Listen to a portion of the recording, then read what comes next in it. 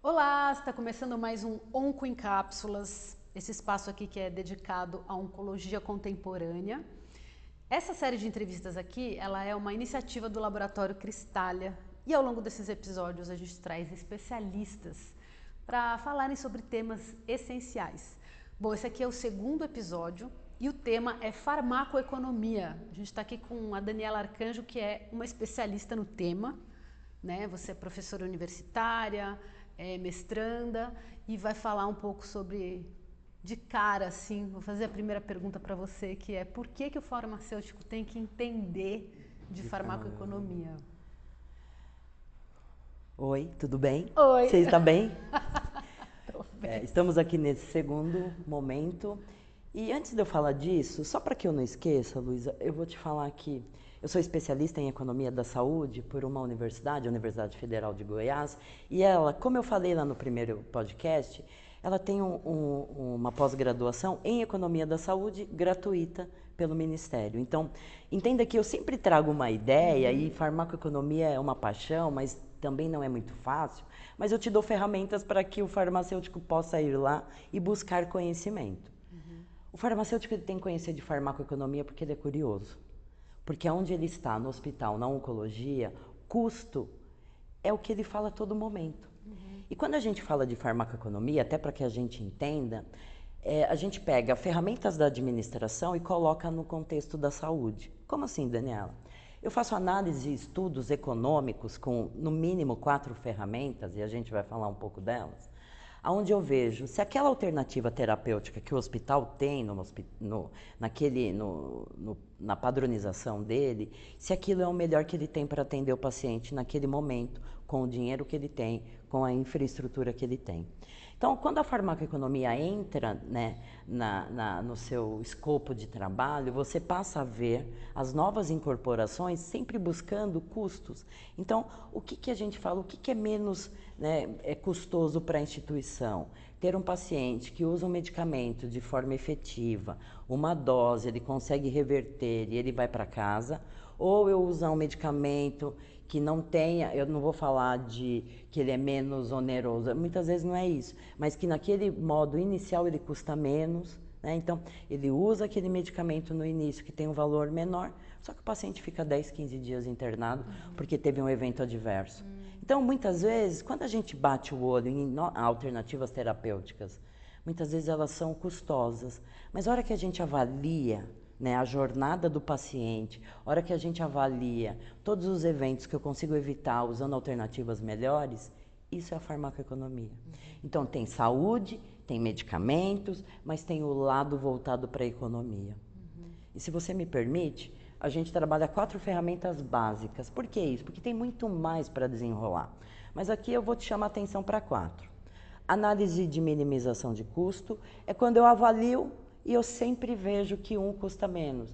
Às vezes eu tenho alternativas que são genéricas, às vezes eu tenho alternativas que são eventos diferentes, como eu tenho uma formulação que tem uma liberação prolongada, a outra não. Então eu estou fazendo avaliações. Estas eu vejo que uma custa menos, só que ela tem um benefício. Então eu posso trabalhar com esta tecnologia. Essa é a primeira. Depois, análise de custo-benefício. O quanto aquilo traz de benefício? Então, de novo, pelo menos 2 alternativas, medicamento A, medicamento B. Qual que traz o benefício ao paciente? E no Brasil, a gente tem 2 ferramentas que a gente usa pouco. Por que a gente usa pouco? Porque a gente não tem muita publicação disso. Análise de custo-efetividade, que é quando eu falo o quanto efetivo essa droga é. Isso até a gente consegue ver mais. Agora, análise de custo-utilidade, que é o que eu te pergunto, o quanto de vida que eu trouxe para aquele paciente, o quanto eu mexo na qualidade de vida daquele paciente, isso a gente tem pouco. E você vai me perguntar daqui a pouco por quê. Dani, o que a farmacoeconomia tem a ver com a economia da saúde? Como é que é essa distribuição? É. A mãe principal, economia, Tá. né? Isso vinha lá do administrativo. começaram a olhar dentro da economia que como que a gente ia classificar quando eu tinha estudos em saúde. E aí veio a história de economia da saúde, onde eu avalio tudo. Tecnologias, né, que pode ser medicamentos, materiais, equipamentos, novas práticas. Então, isso é a economia da saúde, onde eu avalio todo o escopo. Quando eu quero só avaliar medicamentos, farmacoeconomia. Tá. Ele é um... Ele está Tá dentro, dentro né, desse guarda-chuva, desse né? guarda-chuva de Certo. economia da saúde. Perfeito. E quais são as principais ferramentas da farmacoeconomia que o farmacêutico tem que se apropriar, tem que conhecer? Lu, eu vou te falar de duas frentes.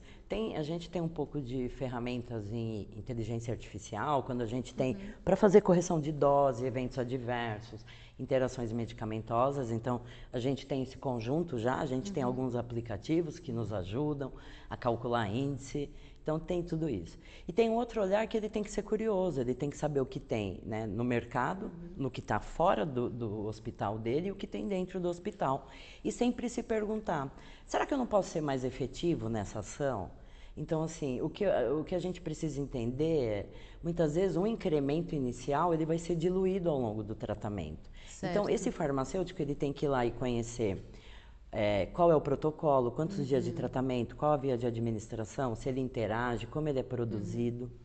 E em cima disso, ele tem a ajuda da inteligência artificial e ele também tem a farmacoeconomia, que é quando ele começa a projetar o que eu tenho no mercado e ele faz um comparativo com o que ele tem padronizado na instituição. Por isso que lá no primeiro podcast, lembra que eu te falei de comissão de farmácia terapêutica? Sim. Olha ela aí de novo. É ela que faz o protocolo sair, né?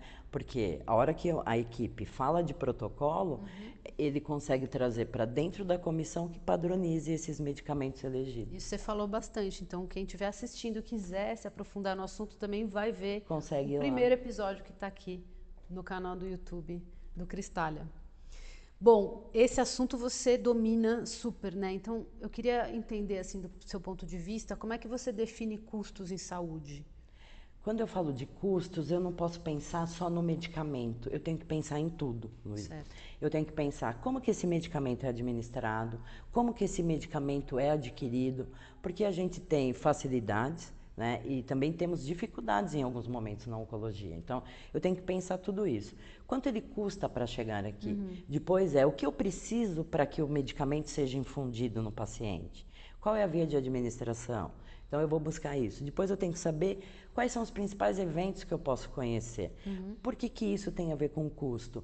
Porque eu tenho que quantificar o evento e eu tenho que saber a porcentagem que isso pode aparecer no meu paciente, porque aí o médico já tem uma prescrição de alguns medicamentos sintomáticos. Ou tem alguns eventos, não, que eu não consigo paliar, né? Evitar. Então, ele tem que conhecer todo o mecanismo, que aí ele vai saber quanto custa o medicamento, quanto custa a técnica de infusão, a técnica que eu falo de procedimento, quais são os materiais, quanto custa se ele ficar internado. Tudo isso compõe a oncologia. Então, não é só o custo do medicamento. Claro. E às vezes a gente vê as pessoas falando, nossa, mas a oncologia é muito cara.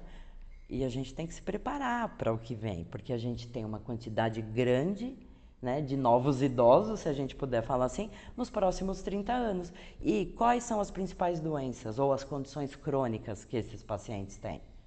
Então, a gente tem muito cardiovascular, mas a gente tem ali a oncologia emergindo nisso. Então, a gente tem que se preparar porque a gente tem alternativas terapêuticas excelentes.